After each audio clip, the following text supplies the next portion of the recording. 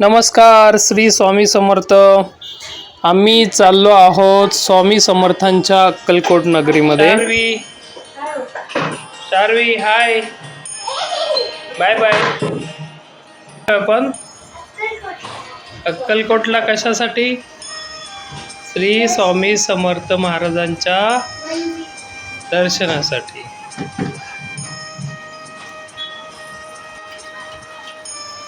आता आम्ही छान तयार झालोय स्वामी समर्थांच्या मंदिरात जाण्यासाठी अक्कलकोटला.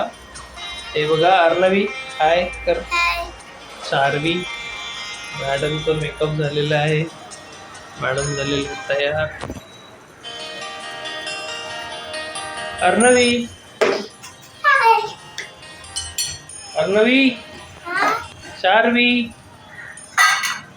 चला लेट्स गो टू अक्कलकोट.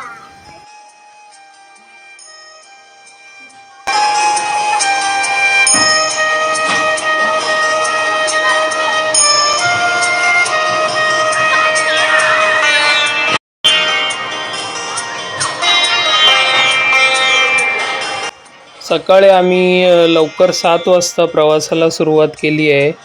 साधारणपणे सोलापूर ते अक्कलकोट हे अंतर रस्त्याने 40 किलोमीटर आहे आणि बसने तुम्ही प्रवास केला तर तुम्हाला पोचण्यासाठी साधारणतः 1 तास लागतो. माझ्यासोबत गाडीत मागे माझी वाईफ आहे आणि 2 मुली बसल्या आहेत, ज्या स्वामी दर्शनासाठी खूप उत्सुक आहेत.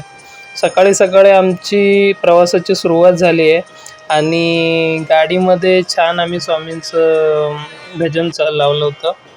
मित्रांनो, आम्ही अक्कलकोट वटवृक्ष मंदिराच्या प्रवेशद्वारावर पोचलेलो आहोत आणि या प्रवेशद्वारामधून आम्ही आतमध्ये वटवृक्ष मंदिरामध्ये आता चाललो आहोत.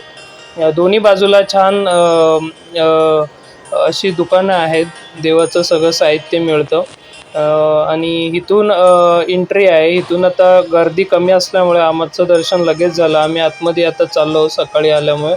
आणि हे वटवृक्ष मंदिर जेव्हा स्वामी समर्थ महाराज अक्कलकोटला आले होते ह्याच वटवृक्षाच्या वडाच्या झाडाखाली स्वामींनी जवळपास 22 वर्ष या परिसरात घालवलेली आहेत आणि अनेक स्वामी भक्त या वटवृक्ष मंदिराचे स्वामींनी दाखवलेल्या चमत्कारांचे साक्षीदार आहेत.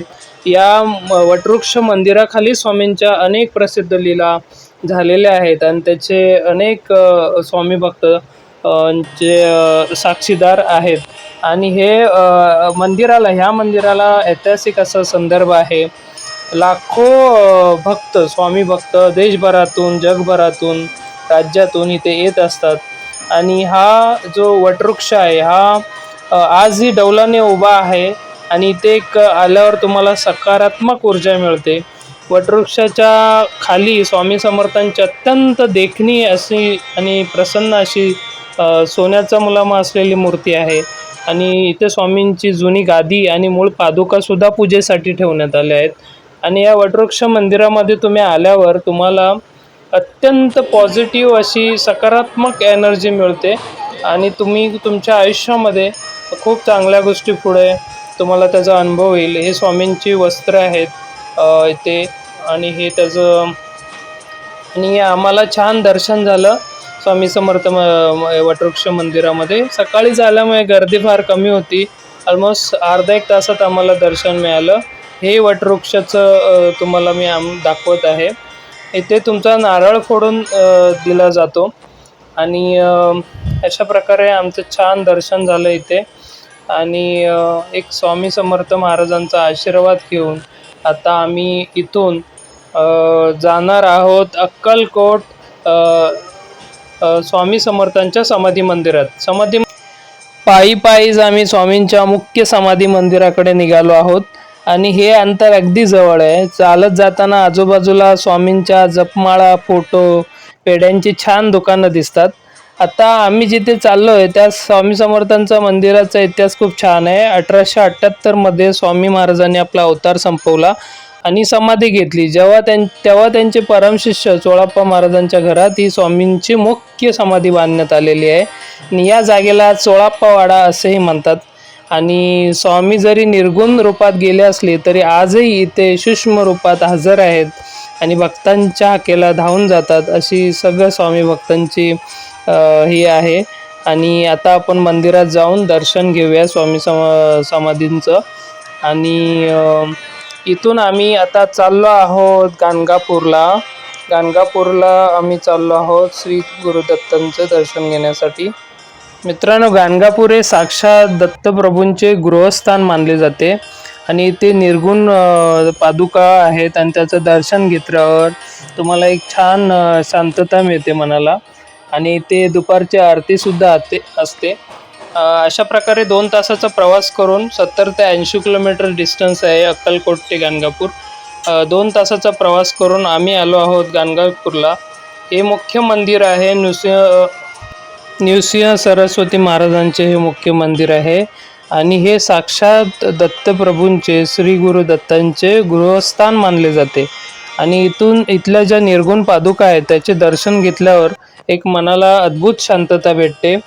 आणि इथे नृसिंह सरस्वती महाराजांनी जेव्हा कर्दळी वनात अवतार समाप्तीसाठी निघाले होते तेव्हा त्यांनी आपल्या दिव्य पादुका इथे ठेवल्या होत्या.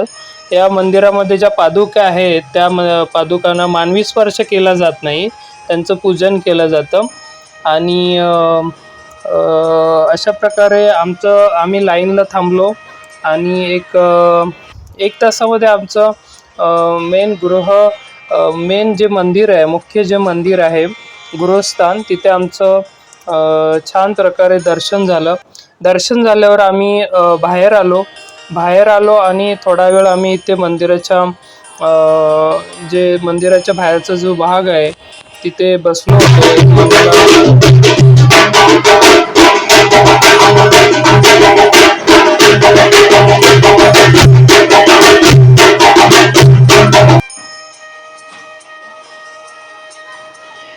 इथे साक्षात गुरुदत्तांचा वास आहे आणि त्यांनी ठेवलेल्या या निर्गुण पादुका आजही इथे आहेत. आणि असं म्हटलं जातं की तुम्हाला त्याचा अनुभव सुद्धा येईल की तिथे आल्यावर तुमचे सर्व कष्ट दूर होतात. आणि एक इथं मोठी अशी एक श्रद्धा आहे की ज्या लोकांना मानसिक त्रास आहे किंवा कसली बाधा आहे ते गाणगापूरला आल्यावर किंवा इथे जवळच असलेल्या संगमावर स्नान केल्याने त्या पूर्णपणे बऱ्या होतात. त्यामुळे हे क्षेत्र एक प्रसिद्ध असं क्षेत्र आहे.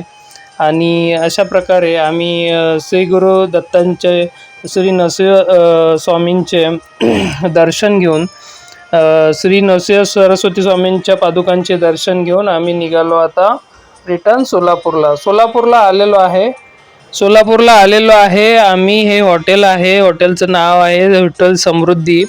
हे सोलापूरच्या शहराच्या मध्यवर्तीने हायवेच्या जवळ आहे, सोलापूर पुणे रोडला. आणि हे हॉटेल शाकाहारी आहे, मांसाहारी दोन्ही, व्हेज नॉनव्हेज दोन्ही उत्तम सोय मिळते या हॉटेलला. आणि हॉटेलला मुलांसाठी समोर खेळण्यासाठी पण छान गार्डन आहे. आणि इथे आम्ही एक थाली घेतली, त्यामध्ये फेमस डिश होती खवा पोळी म्हणून, आणि ते खूप छान लागली आम्हाला.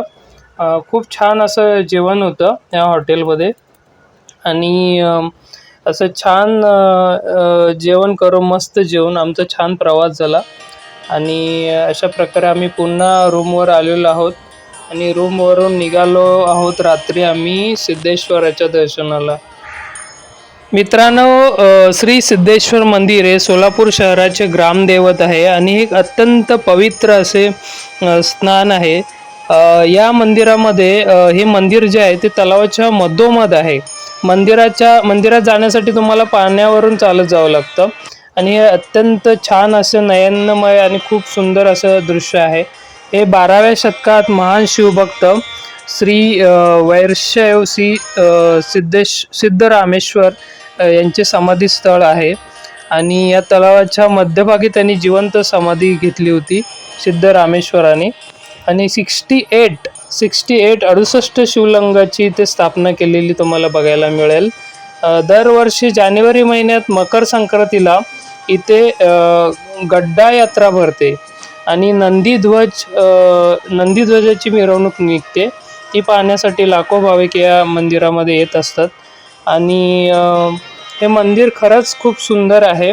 सिद्धेश्वर माऊलीचे आम्ही आशीर्वाद घेऊन पुन्हा आम्ही कारने निघालो होतो आमच्या राहण्याच्या ठिकाणी.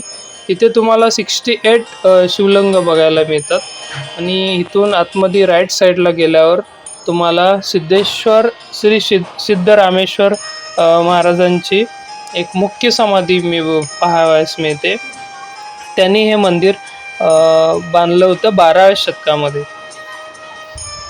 खूप सुंदर मंदिर आहे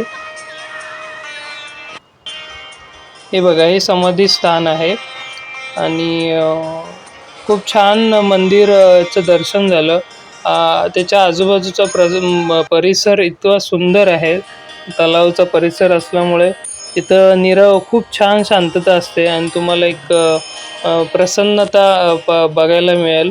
खूप सुंदर मंदिर आहे आणि तुम्हाला कधी सोलापूरला जाण्याचा योग आला तर हे सिद्धेश्वराचं दर्शन नक्की घ्या.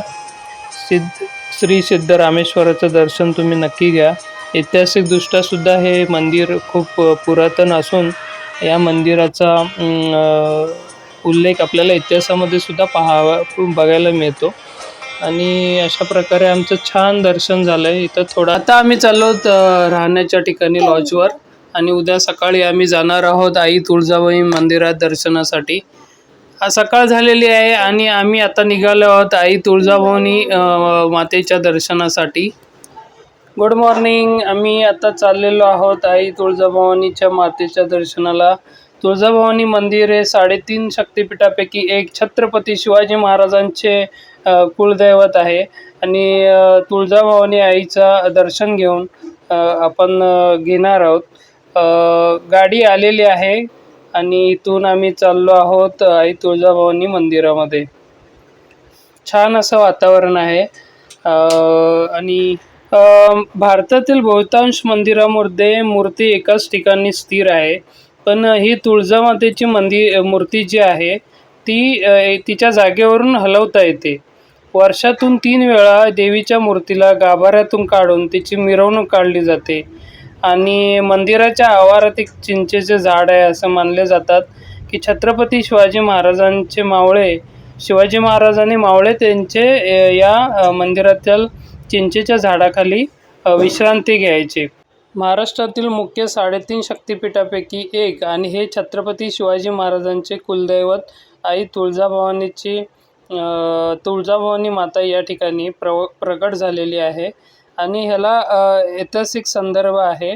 तुळजाभवानी मातेने एक कुकुर नावाच्या राक्षसाचा इथे वध केला होता. आम्ही अशा प्रकारे VIP जी लाईन आहे 200 रुपये तिकीट घेऊन आम्ही त्या लाईनद्वारे आम्ही मंदिरामध्ये आलेलो आहोत आणि आमचं अर्ध्या ते 1 तासामध्ये छान असं दर्शन झालेलं आहे.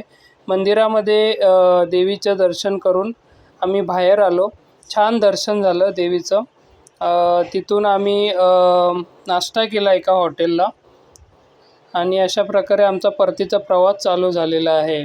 सोलापूरवरून आता आम्ही चाललो पुण्याच्या दिशेने. आणि मित्रांनो, हे व्हिडिओ तुम्हाला कसे वाटला तो नक्की कळवा. या व्हिडिओला लाईक करा, शेअर करा, सबस्क्राईब करा. हा व्हिडिओ पाहिल्याबद्दल तुमचे सगळ्यांचे मनःपूर्वक खूप खूप खूप धन्यवाद. थँक्यू.